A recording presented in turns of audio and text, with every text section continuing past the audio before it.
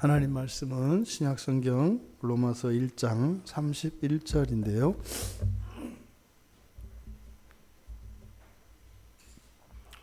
(28절부터) (32절까지) 우리 같이 함께 읽겠습니다. 같이 읽겠습니다. 또한 그들이 마음에 하나님 두기를 싫어하며 하나님께서 그들을 그 상실한 마음대로 내버려 두사 합당하지 못한 일을 하게 하셨으니 곧 모든 불의, 추악, 탐욕, 악의가 가득한 자요, 시기, 살인, 분쟁, 사기, 악독이 가득한 자요, 수군수군하는 자요, 비방하는 자요, 하나님께서 미워하시는 자요, 교만한 자요, 자랑하는 자요, 악을 도모하는 자요, 부모를 거역하는 자요, 우매하는 자요, 배악하는 자요, 무정한 자요, 무자비한 자라. 그들이 이 같은 일을 행하는 자는 사형에 해당한다고 하나님께서 정하심을 알고도 자기들만 행할 뿐 아니라 또한 그런 일을 행하는 자들을 옳다 하느니라. 아멘. 1장 31절 우매한 자요, 우매한 자요 해서 우매한 일입니다. 우매한 일. 그럼 과연 이 우매하다는 것은 무엇을 말하는가? 이 우매하다라고 하는 우매한이라고 하는 형용사인데요. 아슈네투스라고 하는 말입니다. 아는 부정접두어입니다. 이 아슈네투스 이것은 원래 앞에 부정접두 아가 붙어서 뒤에 있는 시네투스, 즉 시네토스 하지 않는 것 뭐 이런 뜻이거든요. 그러니까 뒤에 있는 시네투스가 없는 이것을 우매하다 이런 뜻입니다. 그래서 뒤에 있는 이 시네투스의 어원이 되는 쉬니에미라고 하는 이 말이 성경에서 무엇을 의미하는가 우리들이 살펴보아야 합니다.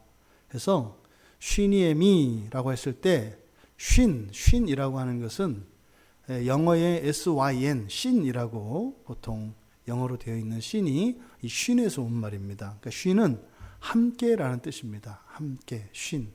그 다음에 뒤에 있는 이엠이 이게 이제 따로 쓰였을 때는 히에미가 돼요. 그래서 이 히에미라고 하는 단어는 놓다, 어디에 무엇을 놓다, 무엇을 세우다, 뭐 이런 뜻입니다. 또 보내다 이런 뜻도 있어요. 그러니까 쉰과 히에미가 합쳐졌으니까 쉰 함께 세워둔다, 함께 보낸다, 뭐 이런 의미입니다. 그 어원의 의미를 살펴보면.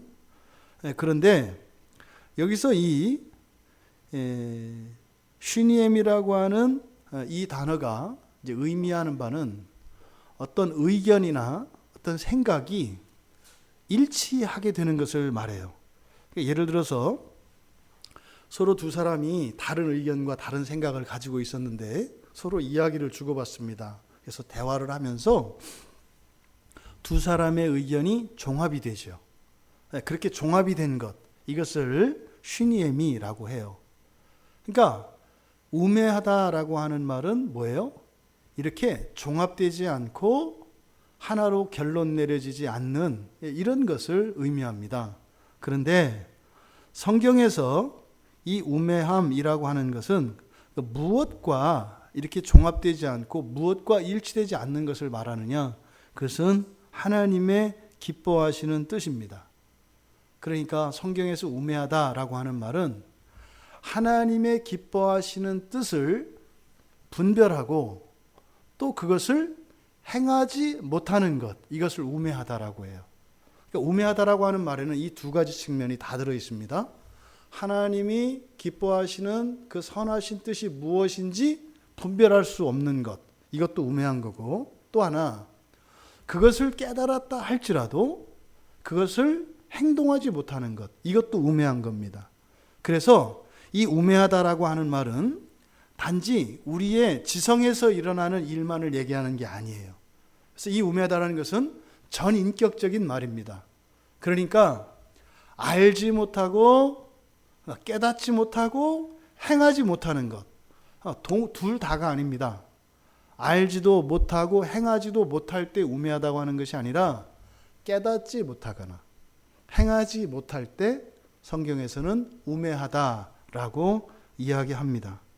그러니까 우매함은 하나님이 기뻐하시는 것이 무엇인지도 분별하지 못하거나 하나님이 기뻐하시는 것을 안다 할지라도 그것을 따라 살지 못하는 것, 이것을 우매하다라고 한다 이 말입니다. 그러면 이 우매하다고 하는 것, 이것이 실질적으로 우리들의 삶 속에는 어떻게 일어나는가? 첫 번째로 마태복음 13장 13절 한번 찾아보면서 같이 읽도록 하겠습니다. 마태복음 13장 13절을 보시면 비유로 말씀하시는 의도에 대해서, 이유에 대해서 예수님이 말씀하시거든요. 그러므로 내가 그들에게 비유로 말하는 것은 그들이 보아도 보지 못하며 들어도 듣지 못하며 깨닫지 못함이니라. 그러니까 말입니다. 우매하다라고 하는 것은 보고 듣고 심지어는 그것과 함께 있어도 그것이 함께 있는 줄, 본 줄, 들은 줄 모르는 것, 이것이 우매함입니다. 우리 의식 속에 그런 일이 일어났다고 그랬잖아요. 사람이 자신의 과거, 기억하고 있는 과거는 내 모든 과거의 실체가 아니다. 거기에는 삭제되어 있고 왜곡되어 있고, 왜곡은 과장되기도 하고 축소되기도 합니다. 그리고 거기에 거짓이 섞여 있습니다. 그것이 우리가 알고 있는 우리의 과거이고 우리의 실존입니다. 그러니까 우리가 만나서 그리고 우리가 살았던 모든 공간과 시간 속에 있었던 모든 사건들을 우리가 사실대로 기억하고 있고 실제로 그것을 그것으로 인식하고 있냐면 그렇지 못합니다. 그 이유가 뭐 때문이라는 거예요? 우매함 때문이라는 겁니다. 왜 그럴까? 그것은 하나님의 뜻을, 하나님의 마음을 우리가 깨달을 수 없다면 그 모든 사건과 모든 일들을 우리가 온전히 깨달을 수가 없기 때문입니다. 그래서 예수님께서 이 비유에 대한 말씀을 하시면서 바로 비유로 말씀하시는 것은 의도적인 것인데 바로 우매한 자들은 하나님의 말씀을 깨닫지 못하게 하시기 위한 것이다 라고 이야기를 합니다. 두 번째로 또 우매함이라고 하는 것은 사람이 자기의 분수를 모르고 자기가 가지고 있는 이런 지식과 경험, 이런 지혜를 절대적인 것으로 생각을 하면서 그것을 가지고 세상을 판단하고 다른 사람들에게 그것을 비교하는 기준으로 삼는 것, 이것을 우매함이라고 합니다. 고린도후서 10장에 한번 가보십시오. 고린도후서 10장 12절, 13절을 보시면 이렇게 되어 있습니다. 우리는 자기를 칭찬하는 어떤 자, 이 어떤 자는 자기를 칭찬하는 자, 이게 무슨 말이겠어요? 자화자찬하는 사람입니다. 교만한 사람이겠죠. 자기를 칭찬하는 어떤 자, 그 어떤 자와 더불어 감히 짝하여 비교할 수 없다. 무슨 말이에요? 우리는 그런 사람들과는 다르다는 거예요. 그러면 그 사람들이 어떤 사람들이냐? 그들이 자기로서 자기를 헤아리고 자기로서 자기를 비교하니 지혜가 없도다. 이렇게 합니다. 그러니까 여기에 고린도후서 10장 12절에 지혜가 없도다라고 번역되어진 이 단어가 지금 31절에 우매하다라고 하는 것과 똑같은 단어입니다. 마태복음 13장 13절에서 깨닫지 못한다. 이것도 똑같은 단어입니다. 그러니까 그 뜻을 드러내기 위해서 이렇게 번역을 한 거죠. 그러니까 고린도후서 10장 12절에서 지혜가 없다라고 하는 것, 이것이 바로 우매한 것인데 13절에 보면 우리에 대한 설명을 통해서 이 지혜가 무엇인지를 알게 합니다. 왜 그들이 지혜가 없는지를 또한 알게 합니다. 우리는 분수 이상의 자랑을 하지 않고, 어떤 자랑을 하지 않는다고요? 분수 이상의 자랑을 하지 않고, 하나님이 우리에게 나눠주신 그 범위의 한계를 따라 하노니. 무엇을 따라 한다고요? 한계를 따라 하노니. 다시 말해서 분수와 한계를 인정하고 아는 것, 이것이 참다운 지혜라는 겁니다. 그러면 우매하다라고 하는 것은 분수와 한계를 알지 못해요. 그러니까 뭐예요? 자기가 자기의 분수를 알지 못하고, 또 알지 못하는 거기에서 그치는 것이 아니라 오히려 그것을 자랑 삼게 합니다. 이것이 우매한 겁니다. 우리들이 가끔 신앙생활을 하다 보면 이렇게 죄 가운데 빠져 있거나 하나님의 뜻에 반하는 거스르는 일을 하는 사람들을 우리가 볼 때가 있습니다. 그런 행동을 할 때 우리는 보게 됩니다. 그런데 그럴 때 정작 자기 자신은 그것이 그런 행동인지를 몰라요. 하나님의 뜻을 어기는 것이라는 것을 자신은 모릅니다. 그 사람은 오히려 하나님의 뜻을 따라 살아간다고 생각을 합니다. 그리고 그 정도에서 그치는 것이 아니라, 이게 이 우매함은 그 하나님의 뜻을 모르는 이런 결핍, 이런 모자람의 측면만 있는 것이 아니라 적극적인 측면도 있습니다. 그래서 그 우매함을 그 우매함을 은폐시키기 위해서 오히려 그 우매한 것을 기준으로 삼습니다. 그러면요, 자신의 그 우매함을 넘어서는 것은 어떤 게 되겠어요? 지나친 게 되죠. 그러니까 우매함은 결핍의 상태인데, 그 결핍을 기준에 두게 되면 우매함을 뛰어넘은 온전함에 있는 상태의 사람들을 어떻게 보게 되는 거예요? 지나치다고 보게 된다 이 말이에요. 그리고 자신의 우매함의 수준보다 좀 더 심한 우매한 상태에 있는 사람들은 우매하다고 보는 거죠. 그래서 이 우매하다는 것은 이렇게 소극적인 측면만 있는 것이 아니라, 그러니까 자기가 자신의 분수를, 한계를, 그것을 인식하지 못하는 소극적인 측면뿐만 아니라 그것을 기준으로 삼아서 절대화함으로써 그 우매함이 우매한 줄 모르게 은폐시키는 적극적인 성격도 있다라는 것을 우리가 기억해야 합니다. 그 다음 세 번째로, 그렇다면 이런 우매함이 왜 우리들에게 있는가? 여러분들이 어렵지 않게 그건 죄 때문입니다, 이렇게 쉽게 이야기할 수 있지 않겠어요?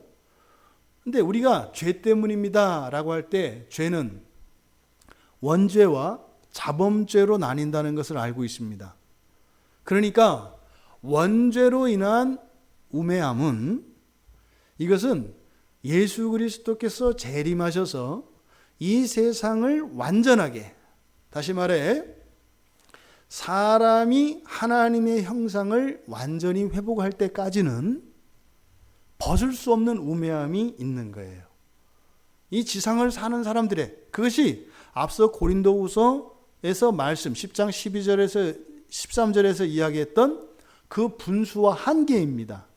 어느 누구도 이 세상을 사는 동안은 우매함을 완전히 벗을 수 있는 사람은 없습니다.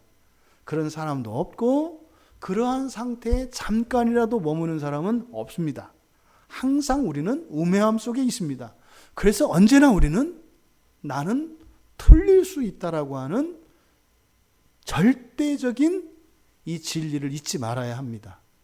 심지어 내가 정말 하늘을 우러러 한 점 부끄러움이 없고 하나님 말씀에서 한치도 벗어난 적이 없고 지금 내 심령이 완전히 성령으로 충만해 있고 완전한 은혜의 상태에 있다 하더라도 절대로 그 순간에도 나에게는 우매함이 있다는 것을 잊으면 안 된다 이 말입니다. 그러니까 이 원죄로 인한 우매함은 사람들 타락한 이후 아담 이후를 살아가는 아담류의 인간뿐만 아니라 아담류의 인간 가운데 예수 그리스도 안에서 거듭난 예수류의 인간들에게도 이 우매함은 있는 거죠. 모두 다 있습니다. 그러니까 이것은 사람들이 공통적으로 가지고 있는 우매함이라고 할 수 있는데 거듭난 자들, 심지어는 이 자범죄로 인해서 가지고 있는 이 우매함이라고 하는 것은 상대적입니다. 원죄로 인한 우매함은 예외가 없지만 자범죄로 인한 우매함은 상대적입니다. 다시 말해서 내가 하나님의 기뻐하시는 뜻을 따라 살고 정말 충만한 은혜 가운데 있다면 자범죄로 인하여 나에게 우매함이 결과되지는 않겠죠. 그런데 내가 은혜가 떨어지고 하나님 말씀에 대적하며 하나님 은혜에서 멀어져 있다면 나에게는 우매함의 그림자가 내 마음을 채우게 됩니다. 우리가 그래서 한순간도 하나님의 은혜에서 멀어지면 안 되는 이유가 중간이 없어요. 현상유지라는 게 없어요. 항상 내 안에 이 고범죄, 자범죄로 인한 우매함이 벗겨지든지 아니면 그 우매함이 더 짙어지든지 둘 중에 하나입니다. 절대로 고정되는 잠깐의 휴식 시간이 없어요. 우리가 우리 자신들을 생각을 해보면 쉽게 알 수 있습니다. 조금만 말입니다. 우리가 적극적으로 죄를 짓지 않더라도 조금만 우리의 관심이 예수 그리스도에게서 그리고 예수 그리스도뿐만 아니라 십자가에서 1mm라도 우리의 관심이 벗어나면요 금세 덮입니다.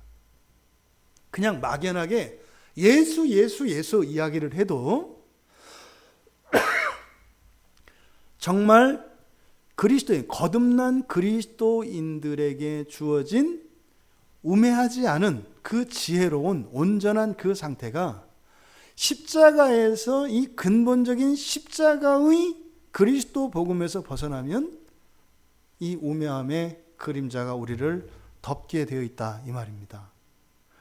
로마서 3장 9절에서 12절 말씀을 보면 그러면 어떠하냐? 우리는 나으냐? 우리는 나으냐? 결코 아니라 유대인이나 헬라인이나 다 죄 아래에 있다고 우리가 이미 선언하였느니라. 이것은 여기서 말하는 죄는 어떤 죄를 이야기하는 거겠습니까? 예외 없이 모든 사람이 죄 아래에 있다라고 하는 것은 원죄를 이야기하는 거죠. 그러니까 그리스도를 믿는 자들도 원죄 아래에 있습니다. 근데 원죄 아래에 있다고 하는 것은 다만 그리스도 안에 있는 자들과 그리스도 안에 밖에 있는 자들의 차이는 둘 다 원죄 아래에 있습니다만 그리스도 밖에 있는 이들에게는 원죄에 대한 책임이 있습니다. 무슨 말이에요? 죄값을 치러야 한다 이 말이에요. 그리스도 밖에 있는 사람들은. 그런데 그리스도 안에 있는 사람들은 원죄 아래에 있습니다만 죄책이 없어요. 무슨 말이에요? 그 원죄로 인해서 받아야 될 벌이, 형벌이 없다 이 말이에요. 왜요? 그리스도의 십자가 안에 있기 때문입니다. 하지만 이 죄에 대한 책임이 없다는 것이 바로 이 우매함, 그 죄로 인해서 우리에게 일어난 그 부패와 오염의 문제가 해결된 것은 아니다라는 거예요. 그럼 이 부패와 오염의 문제는 이 우매함이라고 하는 이 주제로 보았을 때 그리스도 안에 있는 자들이나 그리스도 밖에 있는 자들이나 우매한 면에 있어서는 어떻다는 거예요? 같다는 거예요. 그래서 우리가 은혜 밖에 있으면 예수를 믿는 자들이라 하더라도 예수를 믿지 않는 사람과 똑같이 행동하고 똑같이 생각할 수 있습니다. 우리가 이것을 착각하면 안 돼요. 우리가 사람들을 드러나는 행동이나 말을 보고 판단을 합니다. 그런데 절대 그것을 가지고 판단하면 안 된다라는 것을 가르쳐 줘요. 그러니까 지금 우리가 하나님의 억제하시는 은혜, 그 마음의 상실한 상태에 있는 징후들에 대해서 살펴보고 있지 않습니까?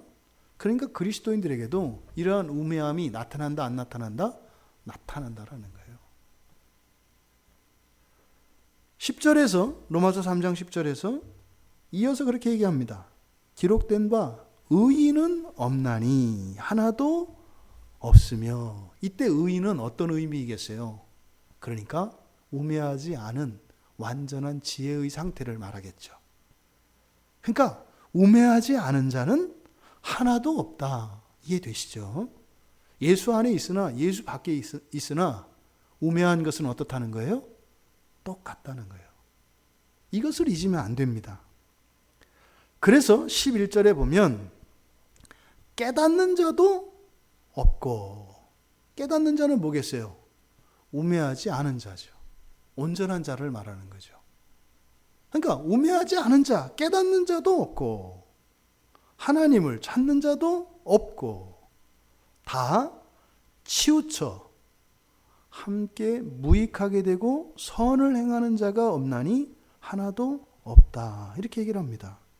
여러분, 그러니까 이 우매함이라고 하는 것은 죄의 결과인데 죄 아래에 있기 때문에 깨달을 수 없다는 거예요. 그래서 하나님을 찾을 수도 없고, 또 치우친다라고 하는 것은 하나님으로부터 반대쪽으로 치우치는 걸 말합니다. 하나님으로부터 반대쪽으로. 그리고 무익하다라고 하는 것은 하나님을 추구하는데 방해가 되는 것을 말합니다. 선은 그것을 위해서 하는 것을 말해요. 이것은 단지 우리가 교회를 다니고 예배를 드리고 설교를 듣고 기도를 한다 하더라도 이 우매함의 문제가 해결되지 않으면 그런 것들이 어떤 쪽으로 쓰인다는 거예요? 오히려 해롭게 쓰인다는 거예요. 그러니까 이 우매함은 죄의 결과인데 이것의 그 역기능은 얼마나 심각한지 모릅니다. 그러니까 이 우매함의 문제는 단순한 것이 아니에요. 사람들이 정말 예수님이 오셔서 우리를 완성시키기 전까지 하나님의 창조의 계획 속에 있는 이 사람을 완성시키기 전까지는 이 우매함이 완전히 벗겨질 수 없어요. 그런데 신자에게는요, 이런 우매함을 완전히는 아니어도 벗겨낼 수 있는 길이 있어요, 없어요? 있단 말이에요. 그게 구원받은 사람이에요. 구원받은 사람은 자신 안에 있는 이 우매함을 끊임없이 벗겨낼 수 있는 사람들을 구원받은 신자라고 이야기하는 거예요. 다시 말해 벗겨낼 수 있는 능력과 기회가, 하나님의 은혜가 주어진 사람들이라는 거예요. 그런데 그것이 저절로 되는 것이 아니다. 그 기회와 특권이 주어졌지만 반대로 그것을 제대로 활용하지 못하면, 다시 말해 우리가 그 구원을 이루어가지 않으면 신자라 할지라도 우매함에 덮일 수 있다라는 겁니다. 그래서 로마서 1장 21절에서 그거를 뭐라고 이야기하냐면 미련한 마음이라고 한다고요. 하나님을 알되 하나님을 영화롭게도 아니하며. 딱 우리잖아요. 하나님을 알되 하나님을 영화롭게도 아니하며 감사하지도 않고. 주일에 우리가 소망을 지켜내는 것이 감사하는 거라고 그랬잖아요. 그러니까 감사하지 않으면 어떻게 돼요? 소망이 사라진다니까요. 오히려 그 생각이 허망해지고 어떻게 됐다고요? 미련한 마음이 어떻게 돼요? 어두워졌대요. 그러니까 이 우리 안에 있는 우매함이라고 하는 것은 점점 깊어지거나 반드시 걷어내야 하는 것이다. 이것을 성경이 우리에게 가르쳐 줍니다. 그러니까 벗겨질 수 없는, 그러니까 벗을 수 없는 우매함과 벗을 수 있는 우매함을 우리가 구별해야 한다. 하지만 구원받은 신자들이 이 세상을 살아가면서 가장 복되고 영광스러운 것, 그리고 그 구원의 유익 가운데 하나가 바로 우매함을 벗겨내는 것이다 라고 얘기를 하는 겁니다. 여러분, 이 우매함, 그럼 이게 하나님의 기뻐하시는 뜻, 하나님의 선하신 뜻, 이것을 깨닫지 못하는 것이라고 했는데, 결국은 그 하나님의 기뻐하시는 뜻을 한마디로 말하면 뭐라고 할 수 있겠어요? 복음이죠. 예수 그리스도의 복음입니다. 지금 사도 바울이 이야기하고 싶은 것이 바로 하나님의 복음에 대해서 얘기하고 싶은 거거든요. 그러니까 이 복음을 깨달을 수 없는 거예요. 그래서 말입니다. 우리가 예수 그리스도의 복음을 전하는 이런 전도의 목적을 달리 말하면 무엇을 타파하는 거예요? 우매함을 타파하는 거예요. 그러면 그리스도의 복음이 들려질 때 거기에는 어떤 일이 일어나겠어요? 우매함이 벗겨지는 일들이 일어난다고요. 그러면 우매함이 벗겨지면 그 결과는 예수 그리스도의 복음이 무엇인지를 더욱 선명하고 분명하고 세밀하게 깨닫게 되는 겁니다. 그러니까 이 우매함의 문제가 해결되지 않으면, 다시 말해 우리가 날마다 이 우매함이 벗겨지지 않으면 하나님의 복음을 우리가 어느 정도 수준에서 머물러만 있는 것이 아니라 점점점 어떻게 된다는 거예요? 그 빛과 효과와 그 유익을 잃어버리게 된다는 거예요. 그게 우리들의 신앙의 침체와 이런 일들을 일상에서 경험하잖아요. 어떤 때는 찬송가만 불러도 그냥 거기에 우리의 온 마음이 몰입되고 하나님의 은혜와 사랑이 막 부어질 때가 있어요. 그런데 찬송가 100곡을 부르고 성경을 100번을 암송을 해도 가슴이 냉랭할 때가 있어요. 성경을 읽고 또 읽고도 하나도 안 들을 때가 있어요. 그것도 어떻게 오히려 성질 나잖아요. 이게 바로 무엇의 문제라는 거예요? 우매함의 문제라는 거예요. 마가복음 7장 14절에서 예수님께서 무리를 부르세요. 근데 뭐라고 그랬냐면 다시 불러 이렇게 얘기하세요.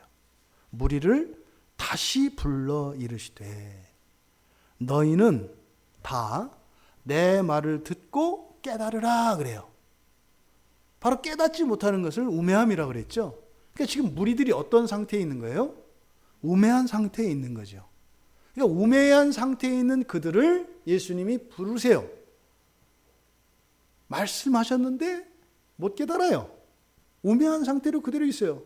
그러니까 내버려 두신 것이 아니라 다시 부르세요. 그래서 어떻게 해요? 그들이 지금 우매함 가운데 있는 것을 가르쳐 주시고 그 우매함을 벗겨주도록 그리스도께서 진리를 전하십니다. 그러니까 전도의 목적이 우매함을 벗기는 거예요. 여러분, 우리가 긴장해야 되는 게 있습니다. 긴장해야 되는 게 있습니다. 단순히 말씀을 듣고 설교를 듣고 성경을 보고 기도하고 하나님이 주신 그 계명들을 따라서 실천하고 살아가는 그 일이 그냥 자연스럽게 우매함을 벗겨지는 것으로 착각하시면 안 돼요. 만약에 하나님의 말씀을 듣는데, 복음을 듣는데, 지금 예수님께서 무리들을 다시 부르셨잖아요. 그러면 맨 처음 부르셨을 때와 두 번째 다시 부르셨을 때, 어떨 때 복음을 듣고 이들의 우매함이 벗겨지기가 수월할까요? 처음 들을 때와 두 번 들을 때 언제 그 우매함이 벗겨지기가 더 쉽겠냐고 물어보는 거예요. 우리가 일반적으로는 여러분 빨래를 하는데 때가 묻었어요. 비누칠을 해서 한 번 비벼 빨았습니다. 그리고 나서 보니까 안 지워졌어요. 다시 한 번 비누칠해서 또 비볐습니다. 많이 하면 할수록 어떻게 돼요? 때는 자꾸 더 지죠. 근데 우매함은 다릅니다. 이게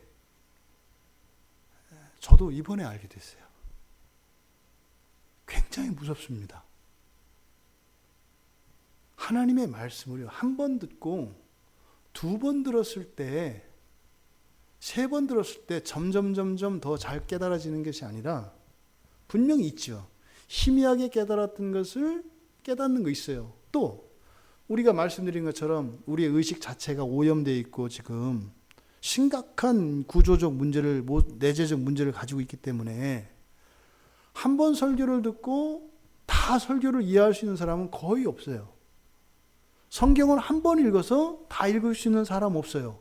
근데 이런 구조적 결함으로 인한 이걸 말하는 게 아니에요. 그걸 말하는 게 아니고, 말씀을 한 번 들었을 때와 두 번 들었을 때 분명히 앞에서 놓쳤던 것들을 다시 들을 수 있는 기회가 제공이 됩니다. 그래서 반복해서 듣는 일이 필요해요. 그런데 한 번 들어서 안 되면 두 번 들으면 되지. 두 번 들어서 안 되면 세 번 들으면 되지 라고 생각을 했어요. 그러니까 어느 정도는 맞아요. 어느 정도는 맞아요. 그런데 말입니다. 거기에 또 하나의 핸디캡이 있어요. 복음을 들었을 때요, 처음 들었을 때가 가장 받아들이기 좋은 때입니다. 두 번, 세 번 되면 아까 맨 처음에 우매함의 성격에는 소극적인 측면만 있는 게 아니라 적극적인 측면이 있다고 그랬죠. 그러면 우매함이 드러나지 않았을 때는 갑자기 빛이 비춰지니까 우매함이 드러나요. 우매한 게 진리가 보인단 말이에요. 근데 거기서 그것을 거부하면 우매함이 들켰다는 거 알죠? 죄가 들킨 걸 알아요. 그럼 이것이 적극적으로 활동합니다. 그래서 어떻게 해요? 우매한 게 우매한 것인 줄 모르도록 우리 안에서 기능해요. 이 말은 설교를 듣거나 성경을 읽을 때 지금까지 우리들이 생각했던 이런 태도, 이런 정신을 가지고 설교를 듣는 것은 굉장히 위험한 행동이고, 오히려 설교를 들은 것 때문에 일시적으로는 오히려 굉장히 자기에게 해를 입히는 결과가 된 사람들도 있을 수 있다는 거예요. 여러분, 이런 사람들 모르세요? 교회 오래된 사람도 있습니다. 오래된 사람들. 아주 오랫동안 교회 안에서 있었던 사람들이 있습니다. 이 사람들이 어떻게 돼요? 굉장히 딱딱해집니다. 굉장히 두꺼워집니다. 심지어는 대적합니다. 뭐예요? 아니라는 거예요. 이게 뭐예요? 우매함의 적극성들이 나타나죠. 말씀을 듣는 일을 안 듣는 것보단 더 좋아요. 하지만 설렁설렁 들으려고 하는 이 태도는 매우 위험한 태도다라고 하는 것을 성경은 우리에게 가르쳐 줍니다. 앞서서 이야기했던 것처럼 신자와 불신자의 우매함은 분명히 차이가 있어요. 분명히. 그 신자들의 우매함을 벗겨주는 역할을 하는 사람, 그 일을 위해서 부르심을 받은 사람, 이 사람들이 누구 계세요? 목사들이에요. 사실은 이 목사들은 신자들의 우매함을 벗겨내는 것이 그들의 주된 사명이에요. 그래서 교회 안에 있는 신자들의 우매함을 벗겨내는 일, 그래서요, 말씀과 기도가 그들의 사명인 거예요. 교회를 섬길 수 있는 그들의 유일한 기능은 신자들의 우매함을 벗겨내는 겁니다. 거기에 부르심을 받은 사람들이 목사들입니다. 마태복음 15장 16절에도 예수님께서 제자들에게 그러세요. 너희가 아직까지 깨닫지 못하냐? 너희가 아직까지 깨닫지 못하냐? 우리 뭐라고 대답해야 돼요? 네. 네. 예수님이 십자가에 못 박혀 죽으실 때까지, 그리고 승천하실 때까지 못 깨닫습니다. 사도들 못 깨닫습니다. 여러분들이 왜 하나님 말씀 못 깨닫냐고요? 원래 그런 겁니다. 예수님하고 살아도 이 우매함이 벗겨지는 게 아닙니다. 여러분들이 60년을 성경을 보고 예배를 드렸는데 우매함이 안 벗겨진다고요? 그래서 답답하고 화난다고요? 예수님하고 살아도 안 된다고요. 우리 안에 있는 죄가 얼마나 강력하고 지독한 것인지 과소평가해요. 사람들이 그러거든요. 교회 몇 년 다니고 성경 공부 조금 하고 효과가 없다는 거예요. 약발이 없다는 거예요. 완전히 속은 거죠. 그렇게 하면 될 줄 아는 거죠. 내가 50년을 성질 죽이고 꾹 참고 살았는데 변하는 게 없다는 거예요. 그럴 때 우리는 죄가 무지막지한 거구나. 하나님의 은혜가 아니면 안 되는구나. 이게 겸손한 자세거든요. 근데 우린 뭐라고 해요? 하나님께 책임을 돌리죠. 이거 하나 가슴을 시원하게 못 해주냐 이 말이에요. 하나님이. 내가 안 하려고 하는 것도 아니고 그렇게 갈망하고 원하고 이렇게 살아왔는데 내가 무슨 세상에 부자 만들어 달라는 것도 아니고 내 마음에 이 개운함 하나, 평화, 그것도 뭐예요? 당신을 위해서 하는 거 아니에요? 내가 신자가 되겠다는데 이거 하나 해결하지 못하는 그 하나를 원망하는 거 아세요? 우리가 인생에서 답답하고 어려운 일들을 만날 때 그 문제에 빠져버리게 되면 거기서 벗어나는 일에 온 마음이 쏠리게 됩니다.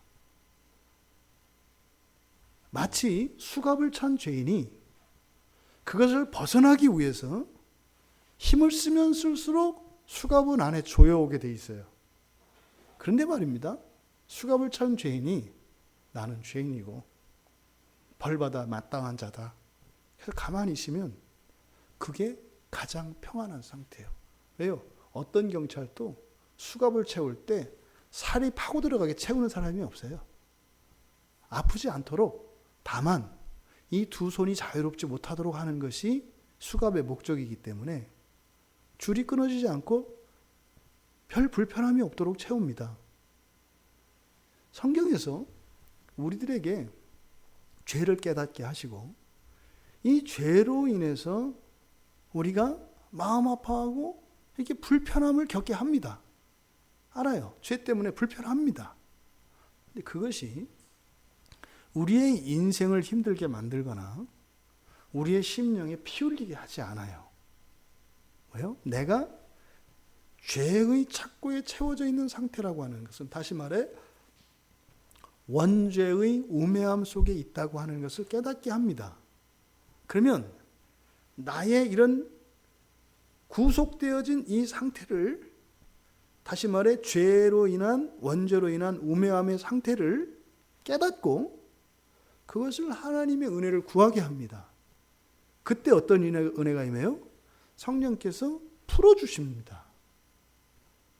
그러니까 이것이 벗겨졌을 때 자유함을 느끼는 것보다 그것을 자유하도록 풀어주신 하나님께 감사가 먼저 나오는 거예요. 근데 근데 우리가 이것을 착각하면 마치 신자들은 구원받은 예수를 믿은 그것으로 완전히 모든 것이 해결된 것처럼, 그래서 나머지는 그냥 참고 적당히 살다가 이 세상 떠나면 자동으로 해결되는 것으로 생각하는 사람들이 있어요. 성경은 절대 그렇게 이야기하지 않습니다. 그러니까 신자들도 어떻게 해요? 끊임없이 이 우매함, 이것이 달리 말하면 죄예요. 죄가 구체적으로 우매함이라는 거죠. 이것이 벗겨져야 합니다. 그래서 이 땅에 교회가 있는 것이고요. 그리고 교회를 섬기는 목사가 있는 겁니다. 그렇다면 불신자의 우매함을 벗겨주는 사람들, 그러니까 불신자들의 우매함을 벗기기 위해서 부르심 받은 사람들이 누굴까요? 전도자들이에요. 그리고 이방의 불신자들을 향해서는 바로 선교사들이죠.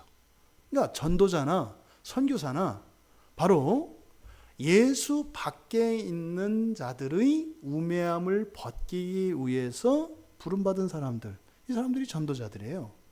그 가운데 외국 사람들, 다른 언어를 사용하는 사람들을 대상으로 복음 전하는 사람들을 선교사라고 합니다. 로마서 15장 20절 21절을 보면 이 말씀도 많이 잘못 이해되어지고 있는 본문 중에 하나입니다. 사도 바울이 내가 그리스도의 이름을 부르는 곳에는 복음을 전하지 않기를 힘썼노니 이는 남의 터 위에 건축하지 아니하려 함이라. 기록된 바 주의 소식을 받지 못한 자들이 볼 것이요 듣지 못한 자들이 깨달으리라 함과 같으니라. 이 본문이 어떻게 사람들에게 이용되냐면 한 교회에 나우바리를 넘지 마라, 이렇게 해석돼요. 이거는 공공연하게 목사님들에게 이렇게 사용됩니다. 나는 나무위터 위에 건축하지 않아. 그래서 뭐요? 교회가 없는 지역, 무교회 지역, 미전도 종족, 이런 데만 가서 나는 복음을 전하고 해. 그러니까 교회가 이미 있으면 이미 그 사람들은 복음을 전하는 사람들이고 누군가가 씨를 뿌려서 열심히 해놓을 건데 가가지고 무임성차하는 일을 하지 않아. 이렇게 대부분 이 본문을 그렇게 이해합니다. 근데 여기는 그런 내용이 아니에요. 그리스도의 이름을 부르는 곳에 복음을 전하지 않겠다. 나무위터 위에 건축하지 않겠다. 이게 그냥 내가 생짜배기로 불신자들만 전도하겠다, 이런 얘기가 아니에요. 그래서 그런다고요. 그 교회는 수평이동이야, 아니면 새신자야, 이런 거 가지고 이야기해요. 아시죠? 어떤 교회는 우리는 수평이동 교인을 받지 않습니다. 많은 사람들에게 감동을 줬어요. 와. 근데 그렇게 말을 하고 한 근거 구절이 요거예요. 남의 터 위에 건축하지 않겠다. 남의 교인들을 우리 교회로 데려오는 일을 하지 않겠다. 이건 그 내용이 아니에요. 이것은 사도 바울이 자신은 목사로 부름받은 사람이 아니라 이 사람은 뭘로 부름받은 사람이라는 거예요? 선교사. 복음을 전하는 전도자로 부르심을 받은 사람이라는 거예요. 다시 말해서 자신은 이렇게 주의 이름을 전하는, 다시 말해 교회의 터를 쌓는 사람이다. 터 위에 건축하지 않겠다. 이게 세워놓은 터 없는 곳에 가서 건축한다는 얘기가 아니라 자신은 무엇을 하지 않고 무엇을 하겠다는 거예요? 건축을 하는 게 아니라 터를 쌓겠다. 이게 로마서 1장 20절의 내용이에요. 그러니까 이 불신자들의 우매함을 벗겨내는 일에는 누가 쓰임받아요? 전도자들의 쓰임을 받는다고요. 선교사들이 쓰임을 받는 거라고요. 그러니까 성경에서 이 신자들의 우매함과 전도자들의 우매함을 어떻게 해요? 다르게 취급하고 있다는 것을 보게 됩니다. 그러면 사도 바울이 건축한다라고 하는 것, 이것은 뭐겠어요? 자신은 그 불신자들, 예수 그리스도를 알지 못하는, 그것을 21절에서 말하는 거예요. 주의 소식을 받지 못한 자들, 듣지 못한 자들, 이 사람들은 누구예요? 교회 밖에 있는 사람들입니다. 그 사람들에게 복음을 전해서 그 사람들을 어디로 인도하겠다는 거예요? 교회로 인도하겠다는 거예요. 교회로. 그래서 디모데나 디도나 그런 제자들을 통해서 교회를 세우지요. 그러니까 자신은 전도를 하고 그들을 세우는 그 일은 다른 사람들, 목사들에게 맡겨요. 그러니까 자신의 선교적 사명을 말하는 거죠. 오늘 제가 그 낮에 병원을 갔는데 아주 하나님이 은혜를 많이 주셨어요. 그래서 그 무신론자 그 모녀를 만나게 해주셨는데, 큰 딸이 이제 사고를 당해서 다리가 다쳐서 병원에 입원한 거예요. 이제 오늘 수술을 제가 갔는데 수술을 막 마치고 이제 마취가 아직 깨어나지 않은, 하반신 마취를 했는데 깨어나지 않은 상태였어요. 근데 제가 다시 한번 확인하게 됐는데, 그 큰딸이 28살이고, 그 엄마의 나이는 제가 묻지 않았습니다. 근데 뭐 60대 한 중반 정도 되는 것 같아요. 그 엄마와 이 딸이 자기 주변에 있는 사람 중에 단 한 사람도 교회 다니는 사람이 없대요. 단 한 사람도요. 단 한 사람도 없었대요. 그래서 제가 물어봤어요. 그 엄마한테. 어머니도 그러세요? 그랬더니 그렇대요. 고향이 어디세요? 이렇게 물어봤어요. 그랬더니 경상도라고 하더래요. 그래서 이렇게 있어요. 경상도 어디세요? 그랬더니 상주래요. 이해가 됐어요. 그때 딸은 이 수도권에서 계속 살았는데 자기 주변에 아무도 교회 다니는 사람이 없대요. 그러면 오늘 제가 그 모녀를 만났는데 그때 저는 누구로서 만난 거예요? 전도자로서 만난 거죠. 목사로서 만난 게 아니잖아요. 목사지만 전도자로서 만난 거라고요. 이 사도 바울의 말씀에 따르면. 사도 바울이 뭐라 그랬어요? 주의 소식을 받지 못한 자, 듣지 못한 자, 이들에게 주의 복음을 들려주기 위해서 자기는 부르심을 받았다는 거예요. 그러니까 오늘 저는 전도자로 그분들을 만난 거예요. 그분들에게 저는 목사가 아니라 누구예요? 전도자라고요.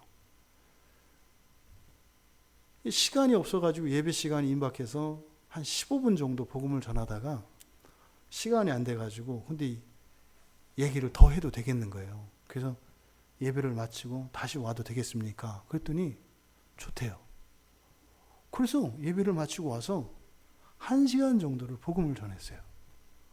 근데요, 그냥 계속 형처에서 듣는 거예요. 그래서 이제 세월호 이야기가 나와서 세월호 이야기를 하고 그 세월호에서 죽어간 아이들, 그 마지막 죽음의 순간에 대해서 얘기를 했어요. 왜냐하면 이 아이가 지금 이 큰딸이 다쳐서 전혀 예상치 못했다가 다쳐보니까 이게 갑작스럽게 인생에 어떤 일이 일어날 수 있다는 것을 이제 알게 됐대요. 물어보니까. 한 번도 다쳐본 적도 없고 이렇게 병원에 온 적도 없는데 알겠대요. 그래서 제가 이제 죽음을 얘기한 거예요. 이렇게 다치면 병원에 올 수 있다. 갑자기 기분이 좀 우울하면 나가서 돈 막 쓰든지 좋은 친구 만나서 차 마시든지 맛있는 음식을 먹든지 대책이 있다. 그런데 죽음이 찾아오면 대책이 없다. 왜냐하면 죽음은 딱 한 번 오기 때문에. 그리고 죽음은 회복되는 게 없다. 그럼 어떡할 거냐? 가만히 있는 거예요. 그러니까 이거 엄마가 목사님 오늘 너무 무거운 얘기를 이렇게 하시네요. 근데 아니, 다칠 거 예상하셨냐고. 세월호 애들 내가 거기 갔었는데 걔들 그 영정사진이 학생증 사진이었거든요. 인생이 어떻게 보면 가장 아름다움을 뽐내고 자신 있어야 할 사진이에요. 나이 먹어도 그 여성분들은 그 사진을 다 갖고 있더라고요. 옛날에 예수 할머니가 이렇게 그걸 가지고 계시더라고요. 그렇게 영원히 쓸 사진이었는데 인생의 마지막 사진이 될 줄 알았겠어요? 근데 거기에 대한 대책이 있다. 예수 믿는 거다. 그날 그 죽음의 순간에 두 가지 일이 일어났다. 한 가지는 다른 사람들이 생각했던 것처럼 그렇게 두렵고 춥고 무섭고 원망하고 억울하고 이게 막 쏟아지는 일이 있었다. 죽음의 순간까지. 근데 또 다른 죽음에는 죽음은 다 사라지고 그렇게 춥고 무섭고 억울한 그 상황에 그런 것들은 하나도 생각나지 않고 이 세상에서 살면서 누리지 못했던 그런 기쁨과 행복을 맛보며 이 세상에서 저 세상으로 운명을 받게 한 사람들이 있다. 이걸 그리스도인이라고 한다. 그 증거가 있잖아요. 사도행전의 스데반이에요. 신자들에 대한 죽음이 어떠한 것인지 가르쳐 주는 게 스데반의 순교의 장면이거든요. 믿음이 좋은 사람들이 일어나는 그게 아니에요. 신자들의 죽음이 무엇인지 가르쳐 주는 것이 스데반의 순교 장면이에요. 스데반의 순교 장면을 보고 여러분 이런 상황이 와도 여러분 믿음을 버리면 안 돼요. 순교하셔야 돼요. 스데반을 따라갑시다. 그 본문이 아니에요. 여러분 예수 믿으면 말입니다. 여러분 얼굴 다쳐보셨어요? 돌멩이에 맞아보셨어요? 무지하게 아픕니다. 무지하게 아파요. 돌멩이들이 막 쏟아지면요 굉장히 아프거든요. 그런데 얼마나 기쁘면 얼마나 행복하면 그게 감각되지 않을까요? 하나님이 감각을 마비시키는 게 아니에요. 예수 그리스도의 영광을 보았을 때 말입니다. 이 세상에서 겪어보지도 못했던 그런 끔찍한 그 고통과 두려움 속에서 그게 싹 사라지는 일이 일어나요. 이게 뭐예요? 이게 구원의 효과입니다. 언제? 죽음을 겪을 때 겪는. 천국이 아니어도 이 죽음의 문제에 있어서만도 예수를 믿는 건 믿을만해. 그렇게 생각 안 해? 그렇게 생각 안 돼요. 그래서 낫거든. 저기 집이 뭐 수원 밑에 수원 내려가는 거기 어디래요? 병점. 그래가지고 병점은 내가 뭐 아는 사람도 없고 그런데 거기 가면 좋은 교회가 분명히 있을 거다. 가서 교회 가서 네가 알아봐라.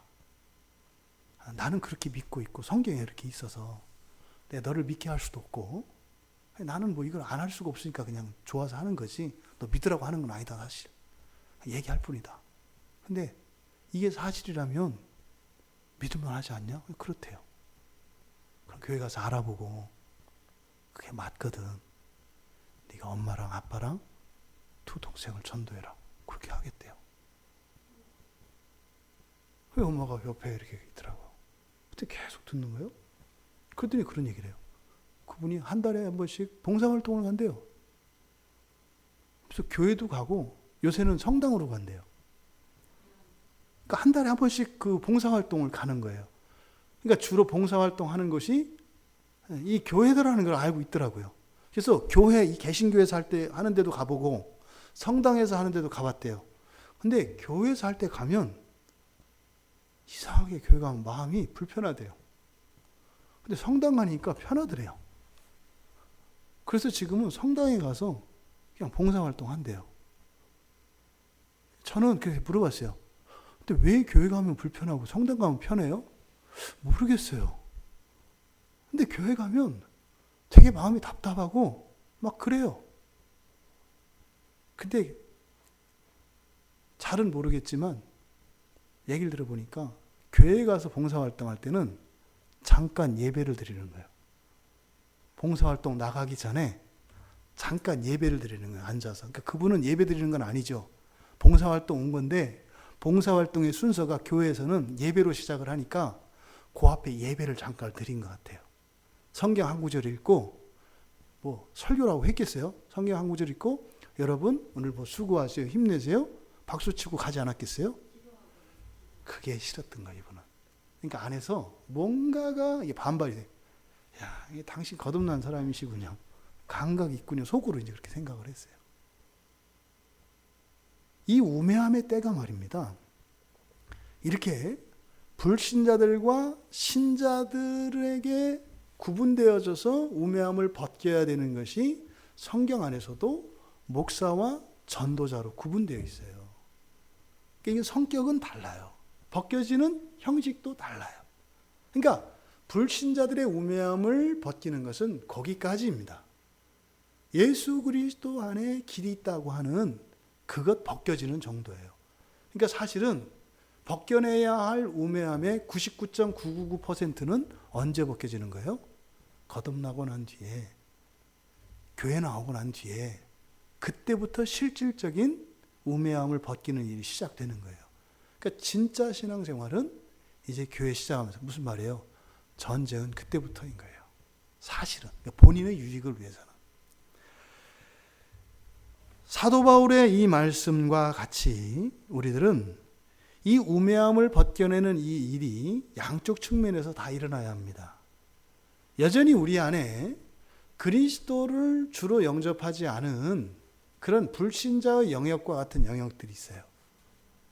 또 어느 한 부분은 우리가 신자로서 신자화되어 있는, 하지만 그 안에서 일어나는 이런 영적인 전쟁 안에서 일어나는 신자들 안에서 일어나는 이 우매함의, 신자들의 우매함의 전쟁, 그리고 여전히 내가 그리스도의 통치를 인정하지 않는 불신자 영역의 우매함을 벗겨내는 이 두 가지 일이 동시에 우리에게 일어나야 하는 것입니다. 여러분, 이 우매한 일이라고 하는 이 말씀을 통해서 우매하다는 것이 무엇인지, 어디에서 일어나는 일인지 우리가 살펴봤습니다.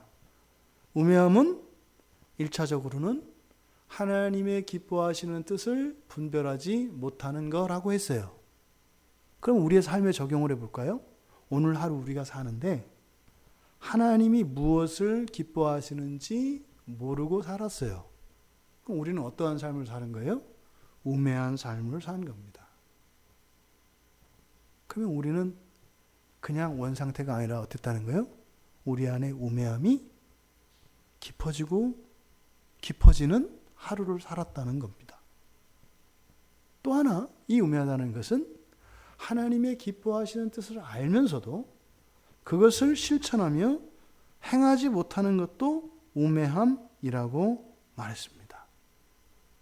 여전히 미적미적하고 우리가 머무르고 미루고 그러다가 잊어버려서 영영 기억도 못하는 이런 과거에 우리가 결단했었고 또 결단했지만 자꾸만 미루고 있는 이 또한 우매한 것이다 라고 하는 것을 성경은 우리에게 가르쳐 줍니다.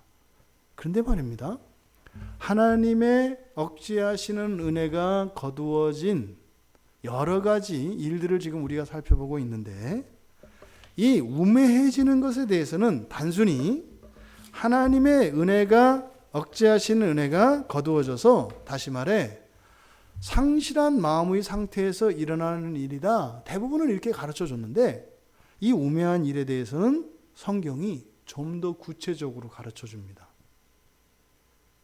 왜 우매해지는지를 가르쳐 줘요. 그러니까 왜 억제하시는 은혜가 떠나서 이러저러한 일들이 있는데 특별히 우매해지는 일은 좀 더 자세하게 가르쳐 줘요.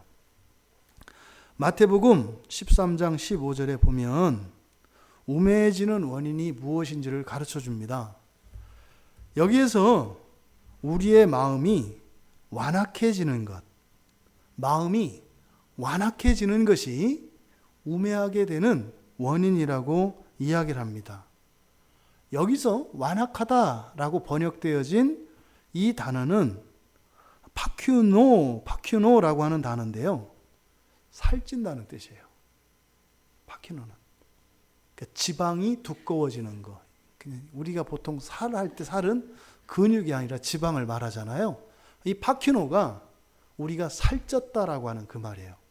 근데 마음에 살찌는 것이 우매해지는 원인이라고 얘기해요. 이게 완악하다라고 번역된 거예요. 그러면 이 살찐다, 기름이 낀다는 거잖아요. 기름이 낀다는 건 기름이 쌓이는 걸 말합니다. 이렇게.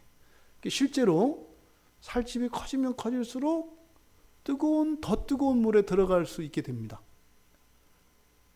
이 지방층이 두꺼워지면 두꺼워질수록 이 열기를 느끼는 통점이 피부 속으로 들어가기 때문에 뜨거운 거 잘 못 느껴요. 그래서 열탕에 들어가시는 분들을 자세히 살펴보시면 상대적으로 그런 분들이시라는 거예요. 그분들은 잘 못 느낍니다. 그러니까 이 열점이 안에 들어가 있기 때문에 그 지방이 가려져서요. 그래서 추위도 덜 타요. 왜? 사실은 살 속으로 두꺼운 옷을 입고 있기 때문에 그런 효과가 있죠. 그러니까 여기서 완악해진다는 것은 마음에 기름이 끼는 걸 말해요. 그러면 이 기름이 낀다고 하는 기름은 뭐겠어요, 여러분? 죄죠. 죄가 쌓이는 겁니다. 이렇게. 죄가 쌓이면 어떻게 된다고요? 마음이 두꺼워지고, 그렇게 마음이 두꺼워지면 우매해진다는 거예요. 그러니까 하나님의 억제하시는 은혜를 거두신다는 것이 어떤 측면에서는 하나님께서 일부러 거두실 때가 있다는 거예요. 은혜를 모를 때 거두실 때가 있다는 거예요.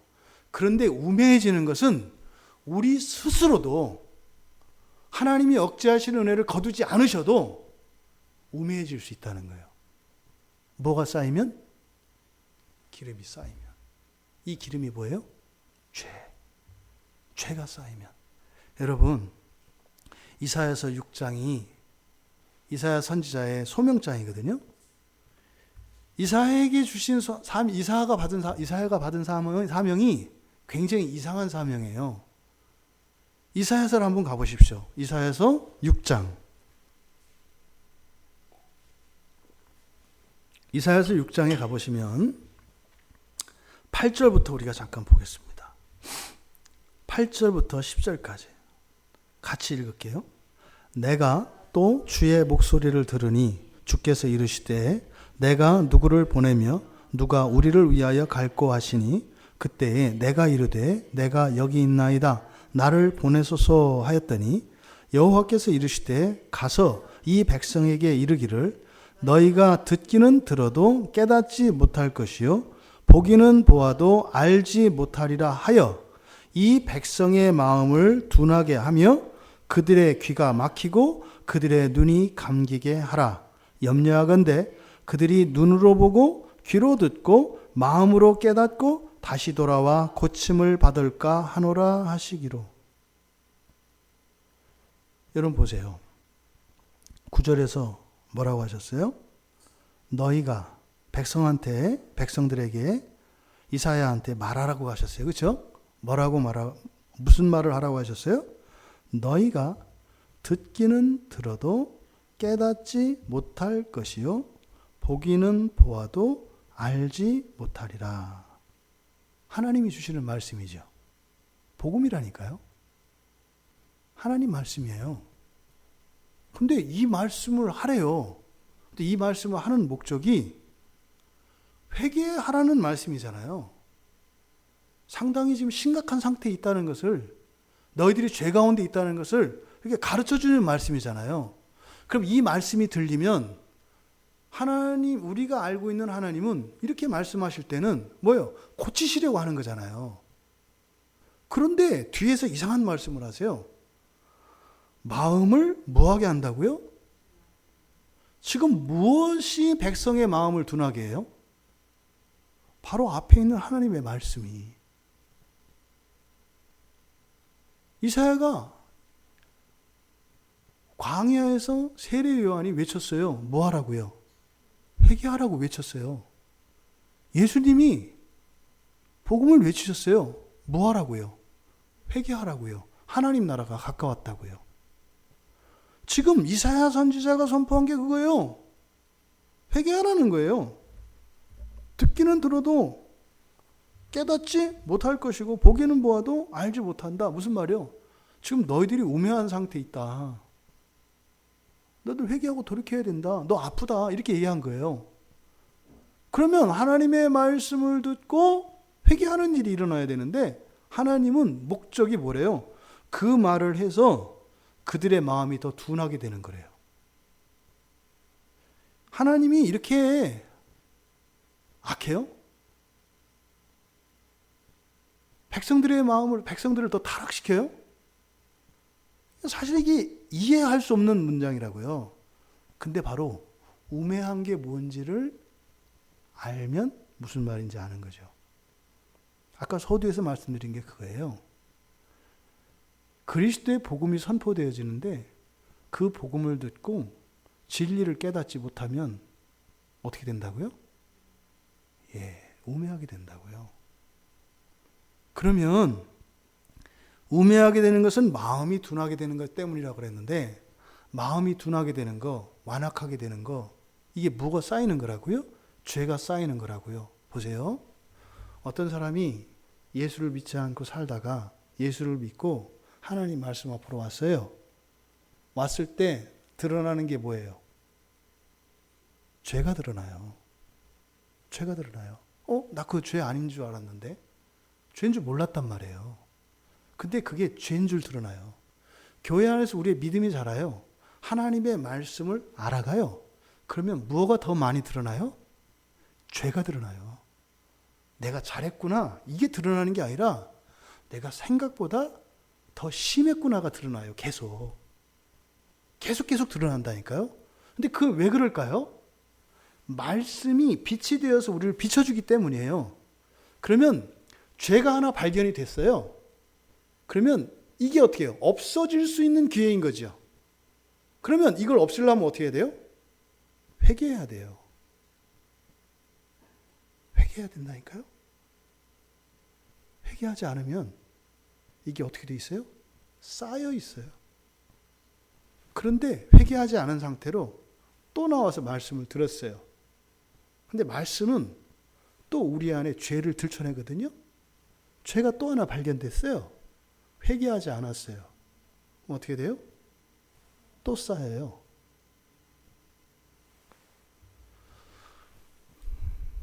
오늘은 제가 개인적으로 굉장히 특별한 은혜가 많이 임한 날이에요. 병원 전도에서도 그렇고 오늘 전화통화에서도 정말 그동안 제가 풀지 못했던 수수께끼를 풀었어요. 근데 몸이 안 좋았었는데 몸도 안 좋은 것도 나아졌어요. 굉장히 저한테는 오늘 특별한 은혜가 있는 날이에요. 그래서 그 안 하던 수요 기도에도 저 교회 단톡에도 올리고 했잖아요. 이게 너무 특별해서. 여러분, 회개하지 않으면 점점 어려워집니다. 점점 어려워집니다. 하나님의 말씀을 들려주는, 말씀 앞으로 나오는 기회가 죄를 없앨 수 있는 좋은 기회예요. 우리의 이런 우매함을 벗기려면 말씀 앞으로 나와야 돼요. 그런데 그냥 나왔다고 해서 무조건 그것이 안 하는 것보다는 하는 게 낫다. 이렇게만 가서는 안 된다는 거예요. 안 하는 것보단 나아요. 뭐가 나아요? 나왔다가 더 살찌는데?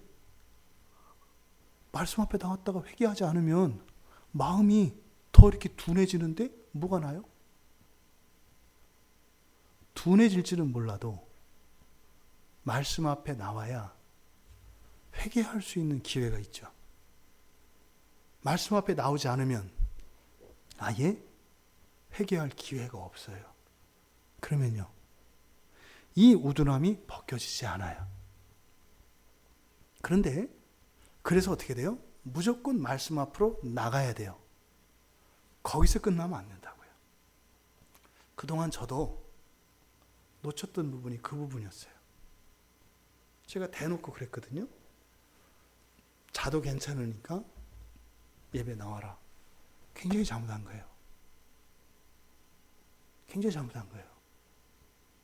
나쁜 놈이죠, 제가.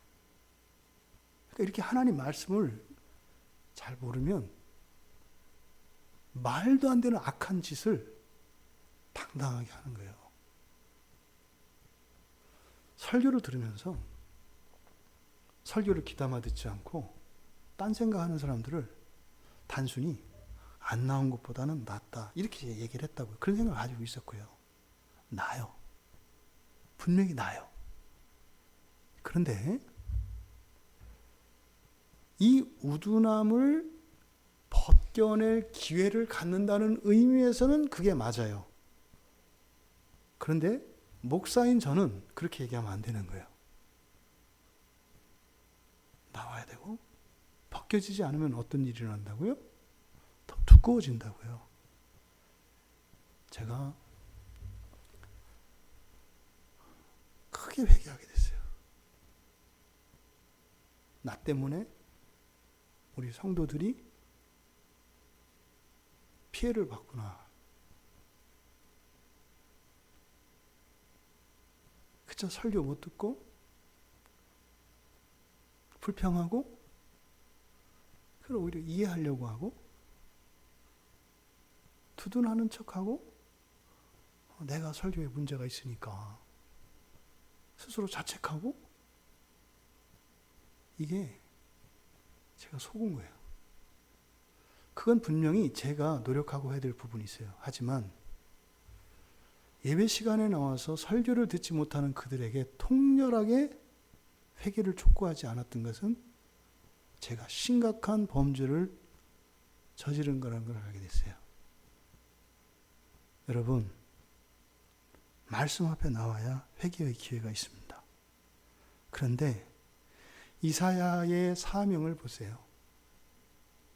하나님의 말씀을 전하는데 거기에서 회개를 하지 않으면 아예 점점 더 회개할 수 없게 되는 일이 동시에 일어난다는 거예요.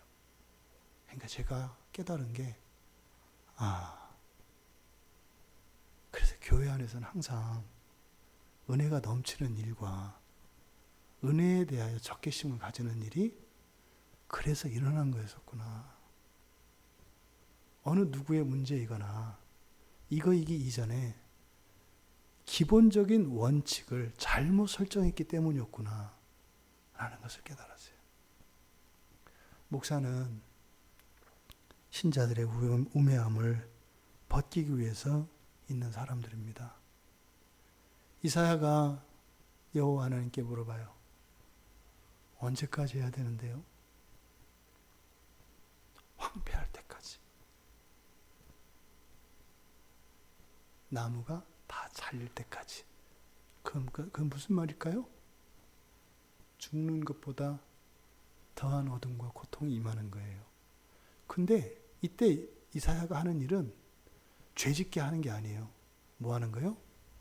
그들에게 계속 복음을 선포하는 거예요. 이렇게 그냥 하면서 그들의 이 태도가 잘못된 것이라고 하는, 그리고 이것이 얼마나 위험한 것인가 하는 이것을 가르쳐 주지 않고 그냥 말씀만 전하는 거예요. 지금 이 땅의 교회들이 그렇게 하고 있어요. 이건 하나님께 사명을 받아서 하는 것이 아니라 저희들이 모르고 짓는 죄라고 생각을 해요. 복음이 선포되는 곳에 회개의 기회가 있습니다. 우리들 마음에 이 때들을 벗겨내야 합니다. 언제요? 하나님의 말씀을 들을 때마다. 그래서 가벼워져야 합니다. 하나님이 죄를 보여주시는 그것이 우리에게 짐으로 쌓여서 우리의 마음이 두껍게 되는 것이 아니라 점점 우리의 마음에 있는 죄들이 회개를 통하여 벗겨져야 합니다. 그래서 신자들 안에서 일어나는 이런 우둔함의 때가 벗겨질 뿐만 아니라 존재론적으로 이 원죄 아래에 있는 우둔함까지 계속 벗겨지는 일들이 날마다 일어나야 합니다. 그래서 회개가 복음인 거죠. 하지만 거기에는, 하나님의 말씀에는 뭐가 있다? 이거를 해라고 할 수는 없어요. 왜요? 끝이 있거든요. 황폐할 때가 되면 한 번에 뒤집힐 거예요. 그것은 지독한 통증을 동반합니다. 그러니까 이거는 하나님이 악의적으로 하는 것이 아니라 반드시 하세요. 반드시 하세요. 하지만 그것을 몰아서 이 우둔함을 벗겨내는 것이 아니라 그때그때 부지런함으로 성실함으로 하나님의 은혜를, 말씀의 은혜를 누리기를 원하십니다. 여러분, 우리 안에 있는 이 우매함에 대해서 성경은 왜 좀 더 구체적으로 그 원인이 마음에 완악해지는 것, 다시 말해 우리의 마음에 기름이 끼는 것처럼 회개되지 않은 죄가 계속 쌓이는 것이다 라고 가르쳐 주셨을까요? 어렵기 때문이에요. 회개를 그저 하나님이 회개시켜 줄 때까지 기다리겠다, 이런 생각하지 마세요. 적극적으로 회개의 은혜를 누릴 수 있는 우리 모두가 되기를 바랍니다.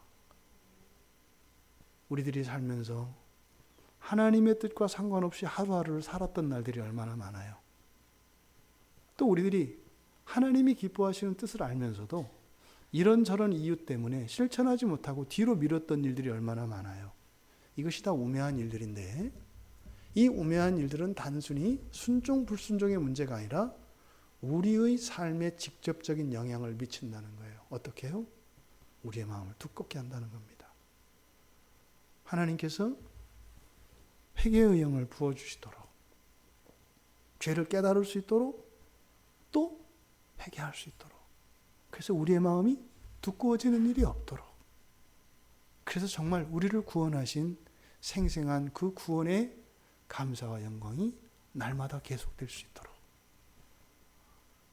우매한 우리의 본성과 우리의 삶 속에 있는 모든 일들을 하나님 회개를 통하여 우매가 벗겨지는 은혜를 내려달라고 날마다 구하시며 그 소원의 성취를 맛보시는 우리 모두가 되기를 주님의 이름으로 축원합니다.